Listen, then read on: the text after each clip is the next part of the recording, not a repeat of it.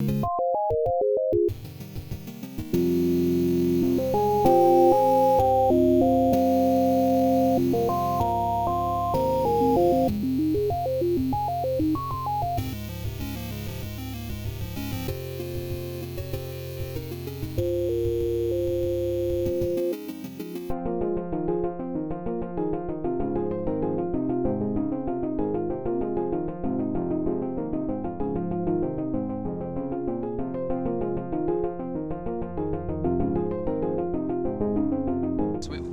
get off at Greenpoint, we grab the first people we see, and I'm like, hey, do you guys know where North is? And the girl's like, that's an excellent question.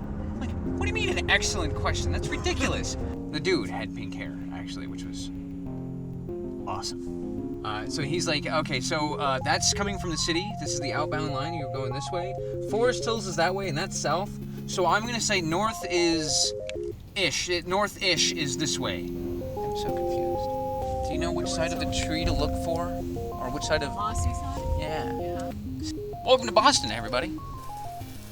Butter's so unhealthy. I can't believe you guys. It's so unhealthy. You don't have to eat it.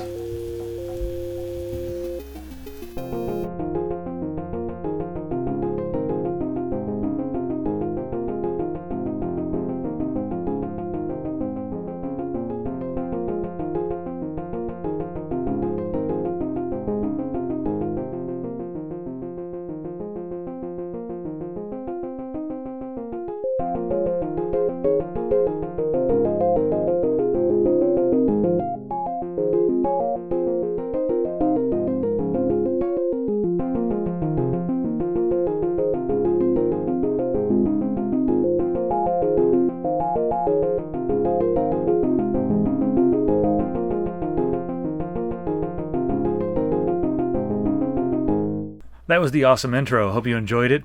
You're watching our PAX video. We're going to talk about all the cool hardware that was there, and we're also going to talk about our favorite games from the show.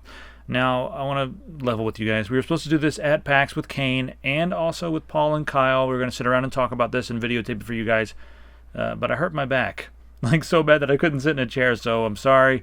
We're going to have the tech next week for you guys, so just keep your panties on, and for now, enjoy this video. So first off, let's talk about what's going on with the hardware. Now, we saw the Leap Motion pistol. You got to use it. How did it make you feel? I enjoyed it so much that I ended up pre-ordering it yesterday, I believe it was. So tiny, anyone, even if you have the smallest desk for your computer, you would be able to fit it on your desk. And just how accurate and sensitive it is very, very impressive and makes it very fun to use.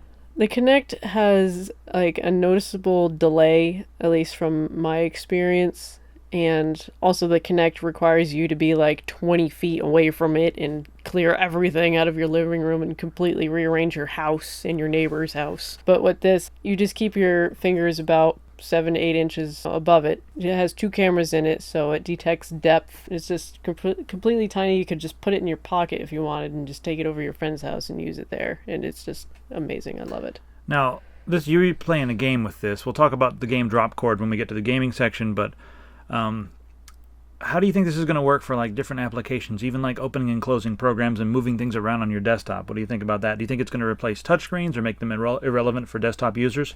If you're attracted to the whole touchscreen, tablet PC thing, but you don't really have the money for that, because those can be kind of expensive. The Leap Motion only being $80, and I'm sure it'll have programs that, you can just use gestures in the air above it is just as good, if not better, because if you have sweaty hands or something, you're just smudging it all over the screen. It's kind of gross.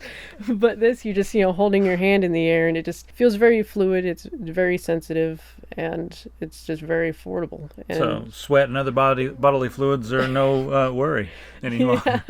All right, if that's a concern of yours, then you don't have to worry with the Leap Motion. I got to play with Kingston's black PCB memory, and this may seem frivolous and ridiculous to some. It's the same memory, the Kingston Beast and the Kingston Black, but the PCB is black.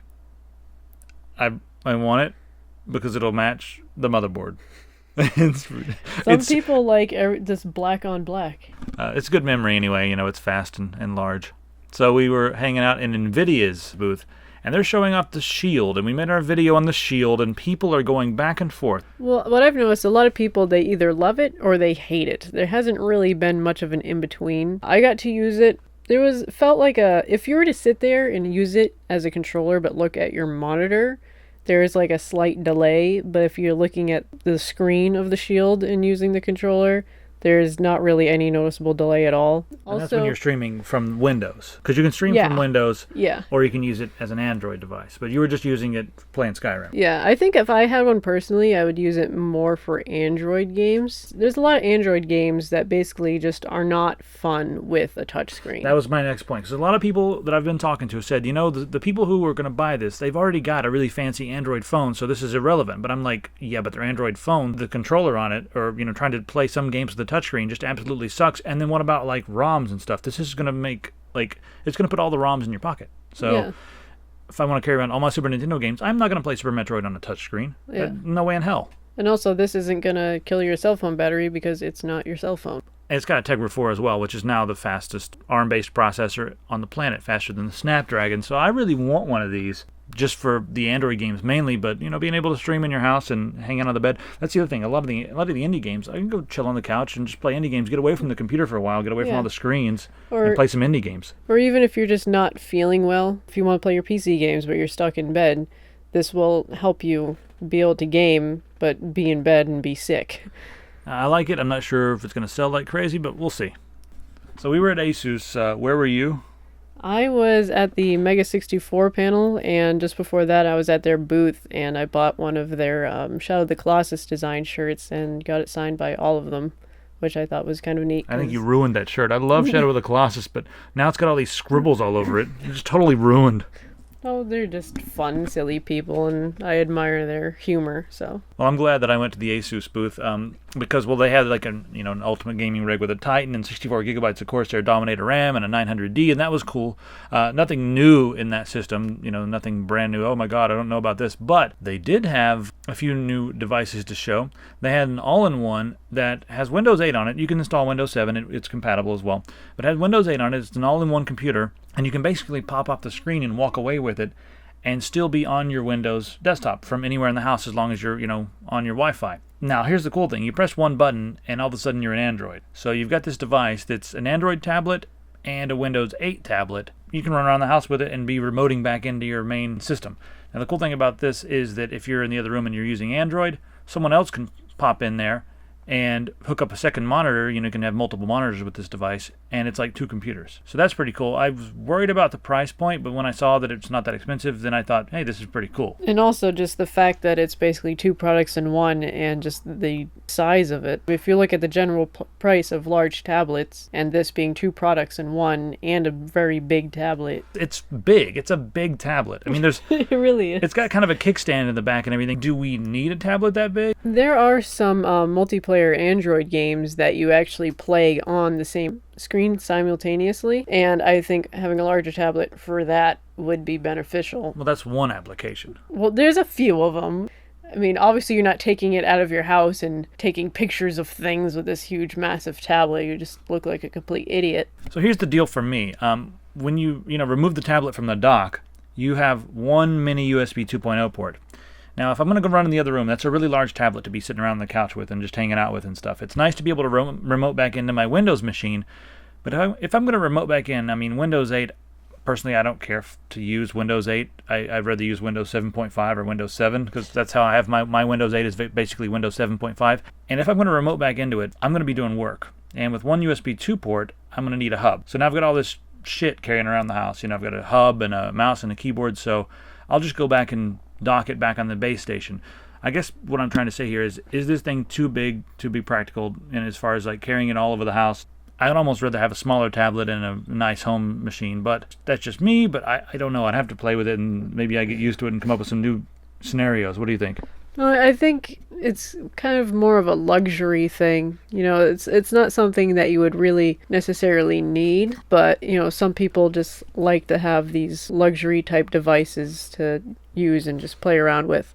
And also, because it's such a huge tablet, you can just bring up some silly Android app and have your cat smack the screen and then record it and have a viral YouTube And make video. $1 million. Yes, and make $1 million off of it. I didn't think that. So It would pay for itself. Yeah, bottom line is it really is an awesome system. I don't know how much I would personally use it, but if you have a use for it, then go for it. That's that. Also, they had another unique device, a 21:9 monitor, 29 inches, 2560 by 1080. Yes. Insane widescreen. This is another device. We made our video. People don't know what to do with it. What do you think you would do with this? I would play Chivalry, turn up the FOV, and see behind my back. You cheater. But I do know some people that I have played some online games with that turning up the FOV in games gives them a form of motion sickness because it has somewhat like of a warping effect when you turn. But if this monitor basically gives you a wider FOV without actually having a higher FOV with that warping effect. So I think it would help stave off that motion sickness because there are a lot of gamers that have that. Yeah. And a lot of the new games support this. You can check out our video to find out, like more of the details about this. I want this thing for productivity. I want I want like multiple windows open on the screen. That's really what I want it for. If I'm coding or writing some stuff for the website, which I don't do often, but when I do, I want this. Or if I have like several spreadsheets open, or I'm referencing things for videos, this would be really handy. Like really handy. Or you could put it vertical. You can put it vertical and see an entire page of Reddit without scrolling. What if you have endless scrolling on Reddit and this? Well, then you can just get like 3 of these and just put them on top of each other vertical and just have the biggest page of Reddit ever. Roswell. We went over there. We checked out other keyboards. They've got all the switches. They have their case mods, of course. So you got to play Counter-Strike using the vibrating headset. Yes. And what'd you think of those? Well, the first time I fired the weapon and actually got the feel of the headset was kind of surprising on how intense it actually was.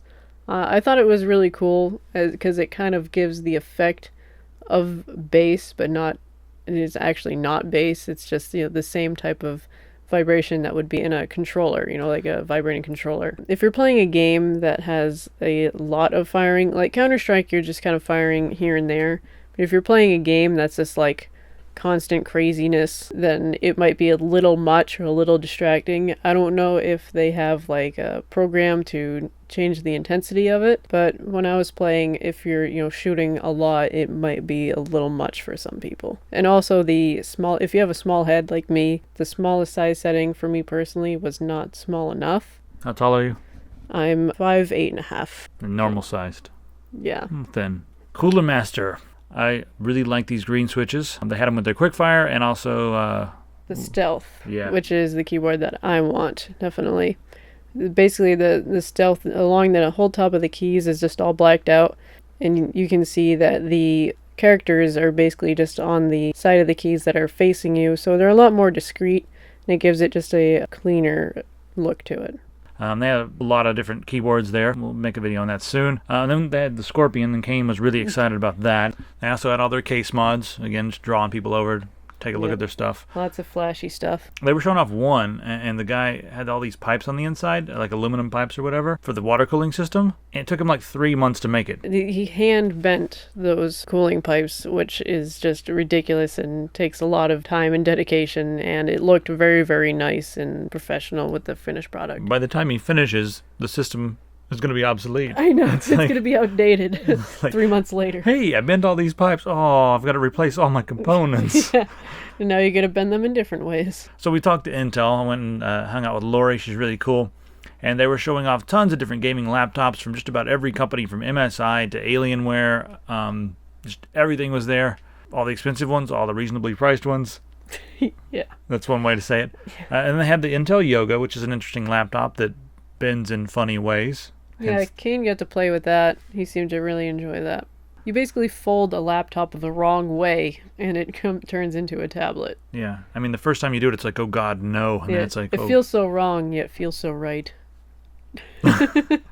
They also had the NUC there. They're very small. They're like a little bit bigger than a Raspberry Pi, but they're like an i3 or an i5. Very powerful units there. They had a little LAN system, so it's nice to see Intel out there hanging out with us. I think the NUCs are really nifty if you're doing a lot of traveling or, going to a lot of LAN parties or whatever, and if it's meeting the minimum system requirements for whatever game you're playing, then it's just extremely portable. There were a lot of games there, more games than hardware.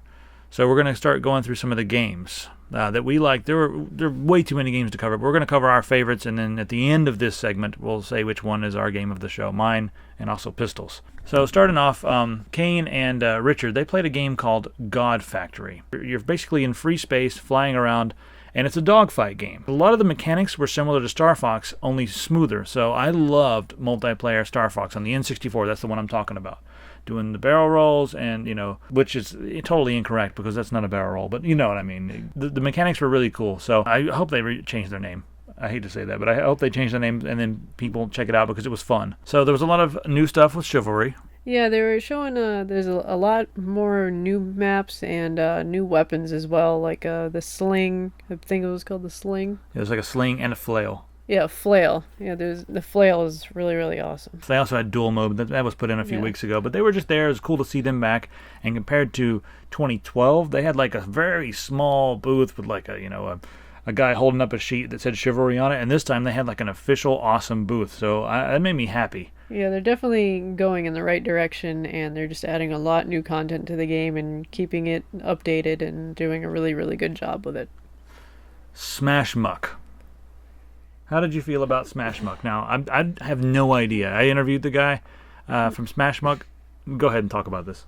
Well, it is a MOBA game, but the matches aren't like an hour long like in League of Legends, so that's nice. Basically, you have to stick with your team. If you're alone anywhere, you're basically screwed. So, it's essentially a really fast-paced MOBA. Like, the matches are designed to be like 10, 12 minutes instead of an hour, and that's... Yeah, 10 to 12 minutes maximum. Yeah. I played, and one of the matches was only like 5 minutes. So uber fast-paced. Yeah, really fast-paced. It feels smooth. I mean, I didn't really get a chance to, to feel out like the different champions and stuff like that, but the movement is different to that of League of Legends because you're moving around with WASD and you're aiming where you're firing with the click and everything, and you do have your special abilities, but it's just another MOBA game, basically. Yeah, one thing I will say is that when I did ask the guy if he liked League of Legends or Dota better, he said Heroes of New Earth. Yeah, so I'll give him that. I mean, I haven't played any of those games. Those are not my style. But, hey, there's a lot of people out there into those games, so we figured we'd take a look at it. We have an interview coming up very soon. All right, we went over to Double Fine and checked out Super Time Force. Yes. And this is a really interesting game with some interesting mechanics. And a lot of people saw this and it's like a game where you get to rewind time and they're like, oh God, it's been done before. But it has not been done before. Basically, after you die in your rewind time, your ghost from your previous life before you died is there fighting side by side with you. And whatever you shot before you died, your ghost will do exactly everything you did. It's just a complete, an exact replica of your previous self. If you prevent whatever killed you from killing your ghost, you can save your life and get that life back. And you have to beat each level within 60 seconds. And basically the only way to progress in that game is by dying and gathering up your ghosts and fighting side by side with them. So you essentially just rewind time and come back with all the fallen versions of yourself. Yes. And fight as an army. You can rewind as far back as you want all the way to the very beginning of that level. Every time you die. Every time you die. So basically, but you don't have to, but you can.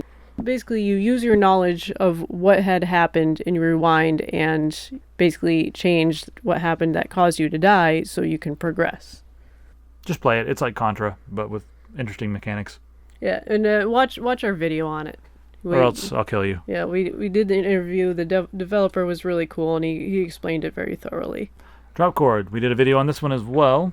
Yep, this one utilized the leap motion. And that's why we want to talk about it. Now, how did this game work? Well, basically, the game is set to music. I wouldn't call it a rhythm game because you're not creating the music that's playing in the game. The events that happen in the game are set to the music that's already in it. So, and it just gives the game a really, nice, somewhat rhythmic feel to it.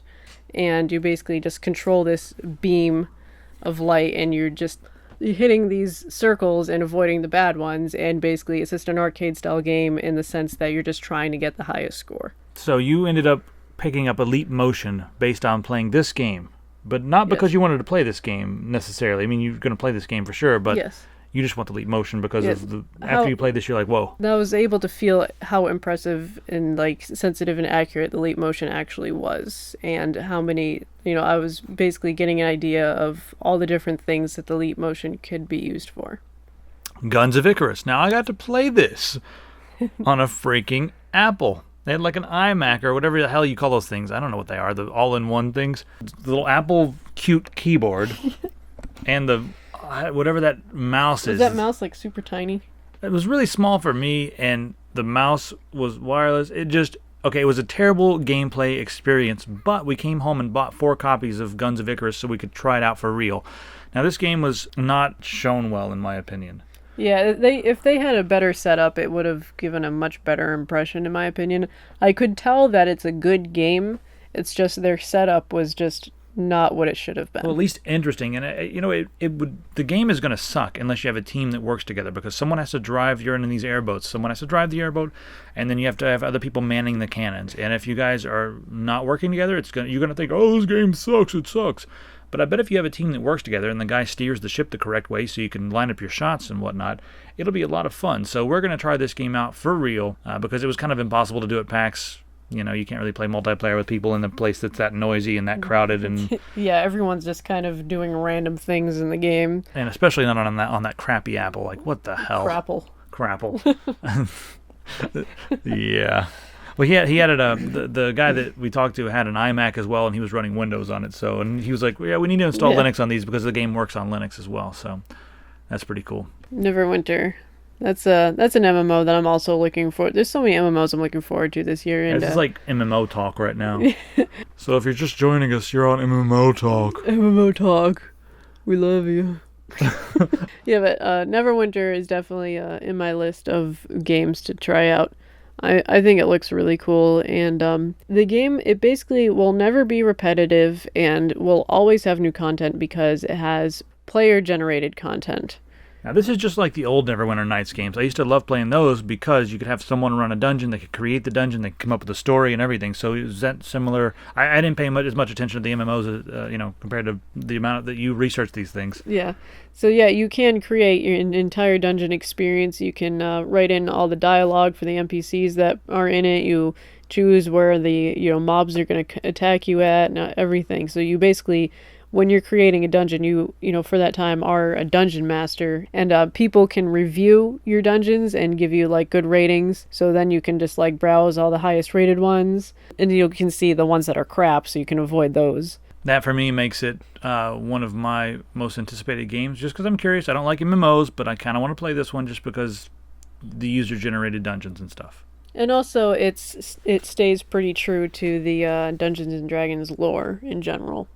Yeah, I mean, it's a like huge the base lore. game itself. Yeah, the rules are still all there and everything. Yeah.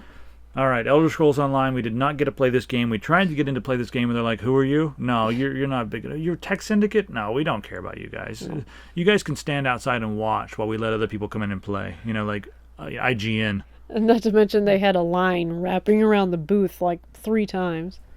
So we didn't really get to play it, but we got this awesome video footage of the outside of their booth. So let's just move on. I really want to talk about The Last of Us, but no. PS3 exclusive. I have a PS3, but I think we can all agree that we'd rather play it on the PC. Which brings me to Delver's Drop. We're going back to the indie games. It's a Zelda clone, kind of similar to like Anodyne, but the graphics are not as old school. I mean, still old school. I think the graphics, it keeps like that old school feel, but I think also it's very, very beautiful. We've got modern effects going on and stuff, yeah, lighting effects. The lighting looks really good. It's very colorful yet dark at the same time. I really want to play this. Some people describe it as a mix between Diablo and Zelda, but the combat reminds me of Zelda, and that's really what I hated about Diablo. I just got sick of clicking on stuff, Yeah. It's definitely going to be a lot more Zelda in the sense of combat. And there's also a lot of physics in it, so a lot of physics-based puzzles and that sort of thing. So I'm really looking forward to that game for sure, and we'll have to get a copy of that and play it. Maybe stream some. Copy your 7. Yeah, copy your 7 and maybe give some away. Yeah. All right, what was your game of the show? Wildstar, definitely. I actually didn't even hear about Wildstar until after PAX. Well, basically, I had a whole stack of cards, from after PAX. You get all these cards from people, and I had one that said Wildstar. I got it when I went to the Future of MMO panels. And This was on day 1. yeah, day 1. So day 2. Yeah, day 2, I was just sifting through my cards and I was like, what's Wildstar? So I just searched it and I, came across their website, watched their video, and I just got very, very interested. And as I learned more about it, I just started liking it more and more. Now, what separates this from other MMOs? Because there's a gazillion. Well, basically, the fact that the game's not out yet, it's like the most unfinished MMO I've ever seen.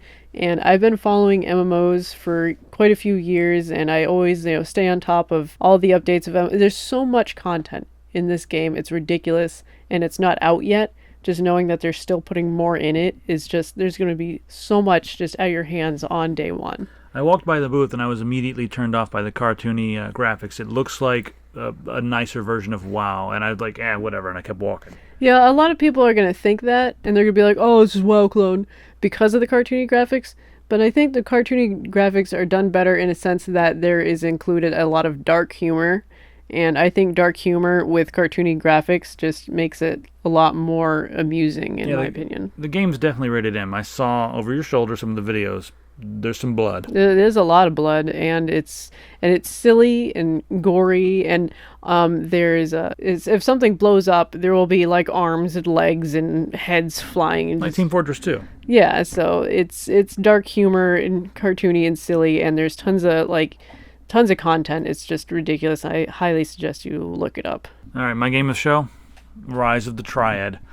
Now, before you guys yell and scream, what, man, that's not like artsy or new or innovative, I don't care. It was just so much fun. It was a stupid amount of fun. It's fast-paced, like Quake or Unreal Tournament.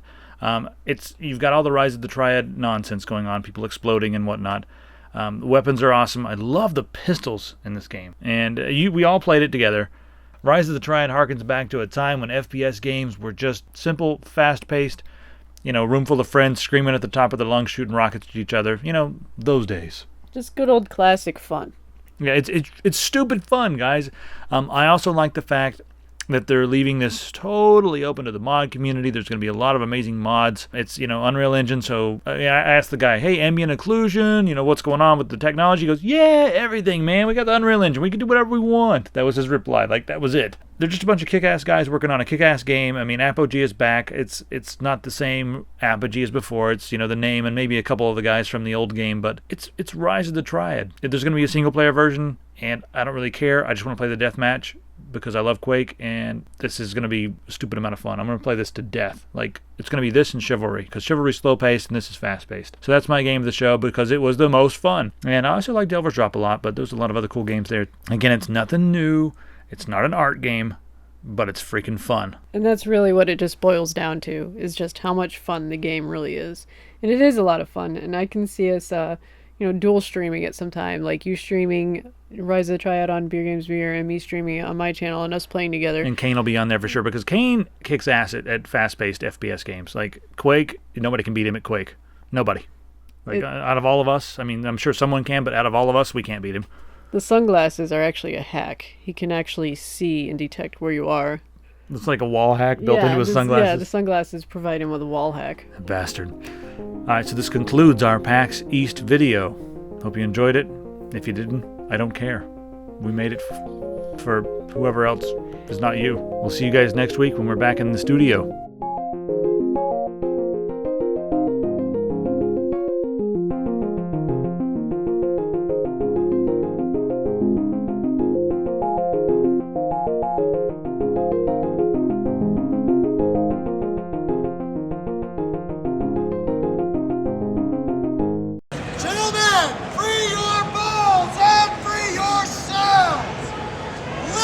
Yourself from the tyranny of trousers! And remember